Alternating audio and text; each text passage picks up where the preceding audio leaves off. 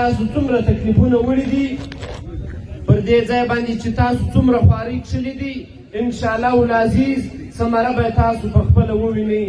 دا میدان دا هسې میدان نه دی، دا هغه مقدس سټیج دی چې پر دې باندې زموږ او ستاسو د ښار شیخ الحدیثان درېدلي دي، زموږ او ستاسو د ښار هغه سپین ږیري معزز حاجان درېدلي دي، هغه خانان، هغه ملکان، هغه شملور سپین ږیري پر دې ځای باندې درېدلي دي او پر دې ځای باندې علماء کرام د سیاسي پاچیانو مشران پر دې منبر باندې درېدلي دي. دا یو مقدس سټیج دی، دا یو عظیم سټیج دی، دا یو عظیمه مبارزه ده چې تر اوسه پورې هم شروع ده. پر دې باندې تاسو خفه کېږئ مه ورونو، دا تاریخونه دا خامخا تکلیفونه لري، دا مزلونه دا خامخا تکلیفونه لري چې ته به در کامیابۍ پورې رسېږې. دا معمولي خبر نه وه، دا تاسو ریاست چیلنج کړي، دا تاسو د ریاست هغه زورواکي چیلنج کړل چې دوی فیصله کړې وه چې دا پښتانه به موږ سره بېلوو، د دې پر سینه باندې به موږ هغه یار ازغن تار تېر کړي، بیا په تار باندې 3 فوټه دروازه پرېښوه، هغه یې هم در باندې بندوله.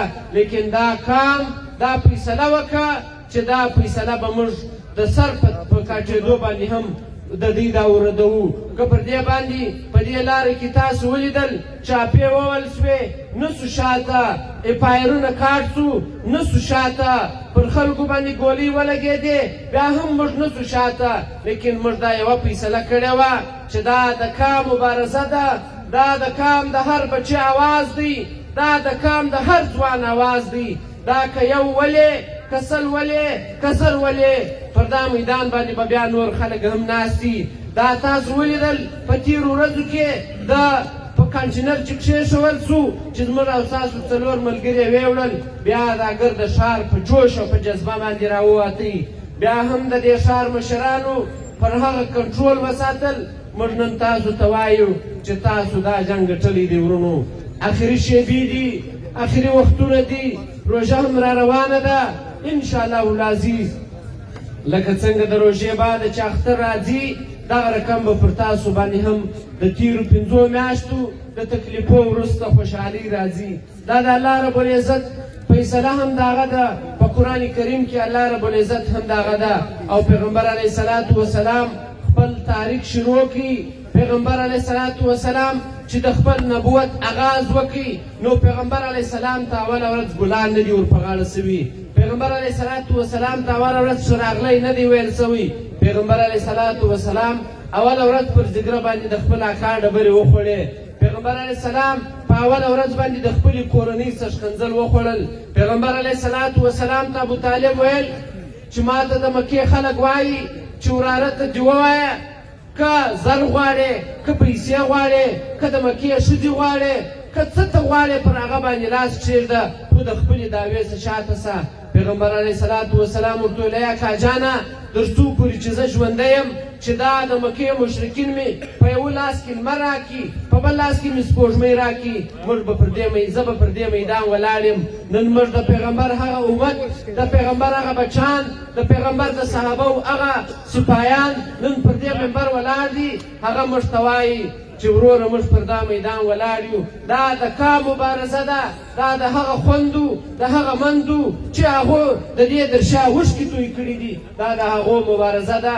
انشاءالله العزیز تاسو به په دا مبارزه کې کامیابه کېږئ، کامیابي به ستاسو وي، الله رب العزت ستاسو سایه نه ضایع کوي. نو انشاءالله تاسو خو به ناامیده سوي نه یاست، لږ په زوره باندې ناامیده سوي خو به نه یاست. جزاک الله. نن په دې خټو کې په دې یخ کې تاسو ناست یاست.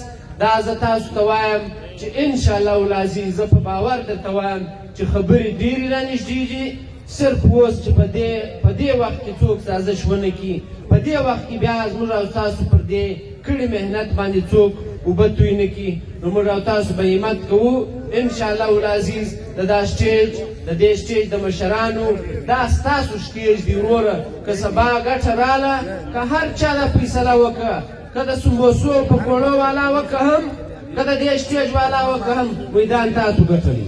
په دې باندې موږ نه خطا اوسو. هر څوک چې کوي صادق ورور به یوه خبره کوله ول که په مندر کې خلاصه دی کې زموږ کار د دروازې سره دی دغه خبره ده پر دې خلکو مې اعتماد دی هر څوک چې خلاصه دی کې موږ او تاسو ته ګردې دنیا ته ور معلومه ده چې په دا میدان چا ګټلی په آخر کې څو هغه روایتي نارې کوو ښه په زوره باندې جواب راکړي او دا یوه ناره به خامخا کوئ د خپل ربه څخه موږ مدد غواړو ناره تکبیر او خیمو سره چې کوم خلک ناست دي ښه په زور په جذبه چې نن دا خلک ورځي هلته چې در هغه ځایه پورې اواز خامخا ور ورسېږي ناره تکبیر المدد المدد المدد المدد تخت تاج ختم نبوت عظمت صحابه عظمت صحابه پر بادر باندې پاسپورت ښه په زوره دا ناره پر بارډر باندې پاسپورت انشاءالله موږ به بغیر پاسپورټ بارډر له روان یو پر بارډر باندې پاسپورت پر شناختي کارت او تذکره